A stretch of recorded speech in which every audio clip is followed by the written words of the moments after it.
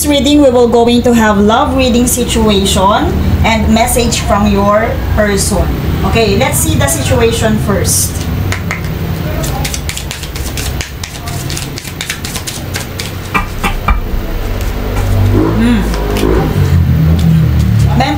Meron something na iniinda ang iyong partner. Okay, ayan nga. They are keeping, sabihin natin, di ba pag tayo nagjo-journal, secret lang yun. So, yun yung pinoproject niya, nitong mga nakaraan. Sabihin natin, meron siyang mental issue. Sabihin, meron siyang dinadala mentally. They are mentally confined. Meron siyang iniisip. At nagkokos yun ng sadness. Pwedeng hindi niya yun nakikita, hindi mo yun na ipapakita. They're not projecting those. Sabihin natin, kaya pabago-bago yung kanyang mood.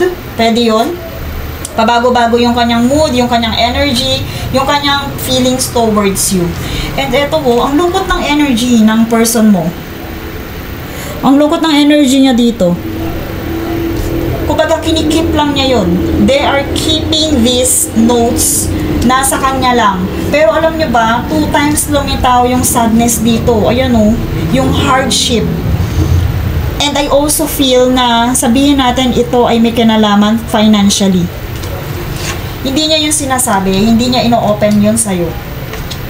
Maaaring kaya nagbabago yung nararamdaman sa'yo, pabago-bago, itong feelings niya, yung pinaproject niya, yung pinapakita niya. Kasi, ito, ayan, katulad niya, Pentacles din to. Ayaw niya yung pakita, pero sabi nga na, di ba, kumbaga, kung magbabago ba ang feelings niya or babalik ba yung dati, hindi na niya maibabalik. Kahit ito na yung magiging projected niya sa relationship na to for the coming weeks, for the coming months, and the future. Kasi they keep hiding it. Okay?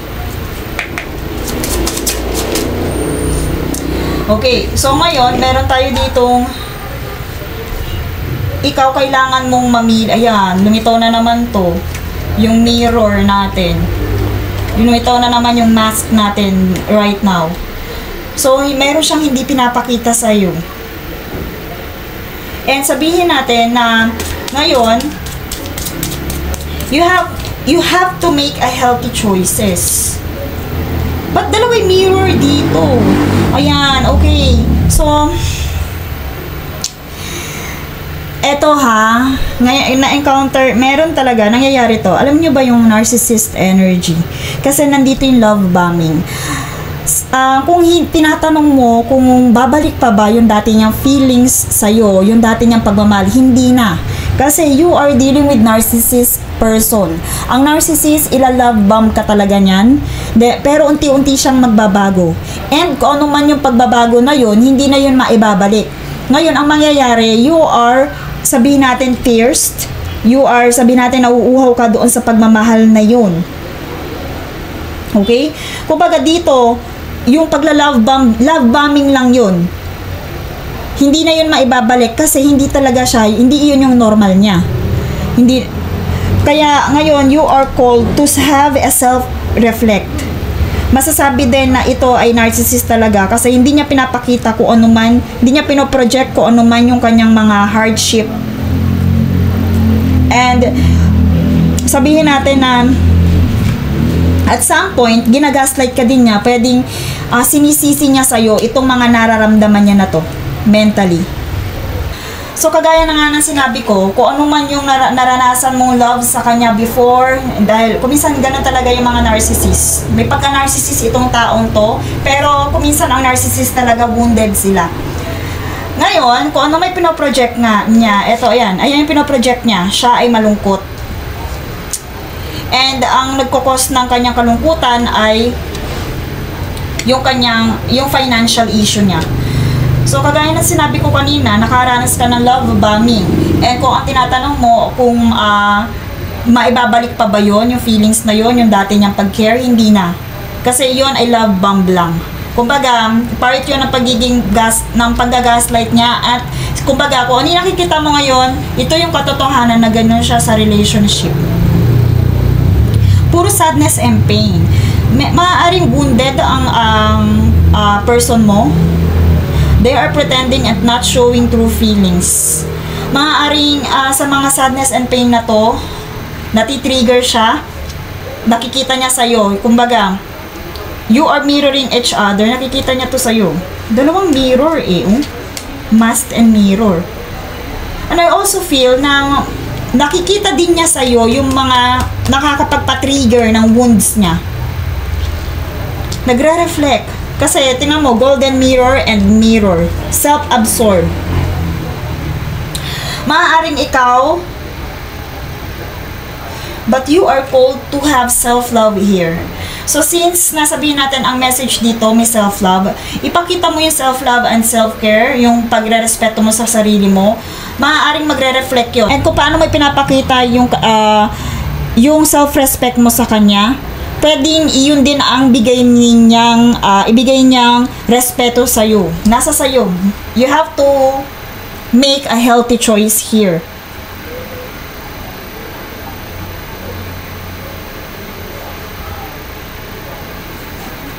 Okay? So again, punong-puno dito kung about her his feelings, kung about person's feelings, meron siyang itinatago sa'yo, and kung about naman doon sa hindi niya pinapakita meron siyang pinaproblema dito, sinasarili lang niya yun. Okay? So, dito, ang pinoproject niya ngayon, kung ano man yung pinapakita niya feelings sa'yo, yan ay sabihin natin, meron kang contribution doon. Kung ano man yung pinapakita niya ngayon sa'yo. Ganun kasi yun eh. Ganun yung panggagaslight. Parang kasalanan mo kung bakit ganun. Pero deep inside, meron talaga siyang dinadalang problem. Financially, pwedeng financially, andito ang sadness. Tingnan nyo naman, kaya nagiging ganon ang kanyang energy. The sadness and pain nandito. Tingnan nyo mabuti. Halos magkamukha yung image, oh.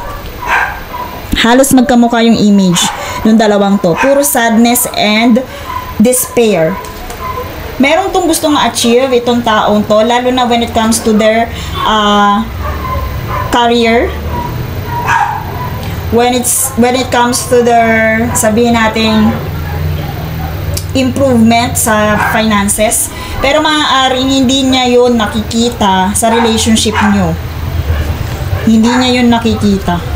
Kaya, eto, you mirrored each other. Kung ano yung ipinapakita mo na pagmamahal sa sarili mo, iyon ang ibibigay niya sa'yo. Pero right now, dahil kumbaga ikaw ay parang namimiss mo yung pagla-love bomb na yun, parang ipinapakita mo siguro na uhaw ka, lalo niya yun ipinapakita sa'yo. Okay? Because nandito yung narcissist and gaslight. Okay? Let's see message from this person.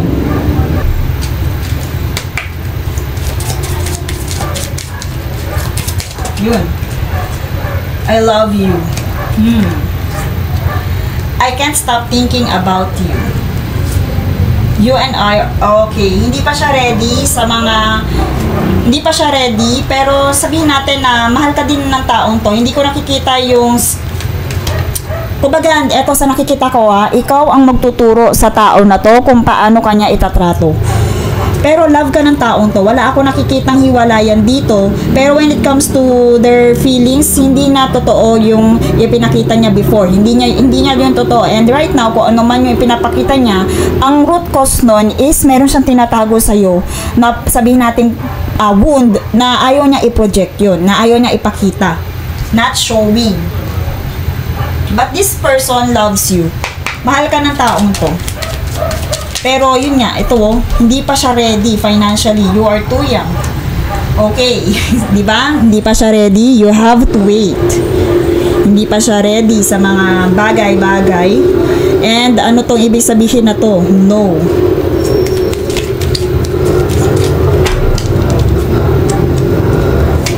Yes, ito, pero nga, may something sa pera, sa success, sa career.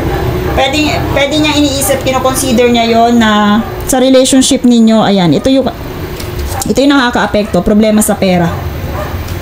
Kaya sinasabi niya na you and I were too young. Kung ano man yung mga gusto niyong planuhin, parang masyado pa kayong bata para sa mga ganon. But let's see. Kasi love ka ng taong to. Love ka ng taong to. Oh, di ba? Okay, this is a confirmation na you are, sabihin natin, you are destined as twin flame. Ito nga, tama. Mirror, mirror. Kaya dalawa yung mirror. Okay? Ayan, bali tatlo na. Yung nag-confirm na you are the mirror of each other. Ngayon, ang anon mo dito, ang test mo dito, paano mo i-handle yung siya talaga. Kasi nilove bomb ka ng taong to. Okay? Paano mo siya i-handle? Pero you are, sabihin natin, one of the important, sa twin flame yan, balance of soul counterparts. So, yung self-image, yung reflect ng wounds, nakikita din niya sa'yo, they are your, you are their triggers. Oh, nawala ang spark, kailangan ibalik ulit ang spark. Pero sa papaanong paraan, di ba? Okay, express your love to yourself. Go ahead and make romantic gestures. Sa nakikita ko, unahin mo sa sarili mo. Kung gaano mo kamahal ang sarili mo, doon mo maipapakita na ganun yung pagmamahal na dapat niyang ibigay sa'yo. Okay? Ikaw ang magtuturo sa kanya because of this mirror. You mirror each other. And at the same time, go ahead. Sabi ko nga sa inyo, mahal ka ng taong to. Meron nga lang siyang ganitong klaseng narcissistic behavior, pero mahal ka niya. Okay. So, meron pa ba tayong nakalimutan? Message from your angels.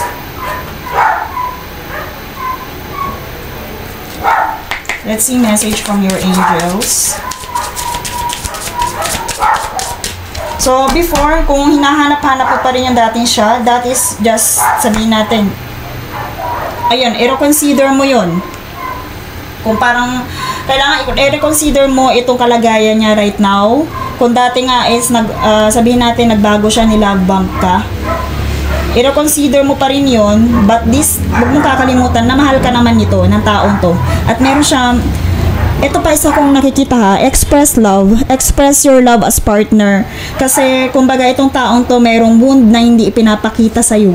You know, meron siyang sinisekreto, meron siyang kalungkutan na hindi niya maipakita sa'yo. Maaaring isa yun talaga. Sa, ayan malungkot yung taong to deep inside. Okay? So, love them because they love you. Okay? So, that's all for this reading. Thank you so much and see you in my next one.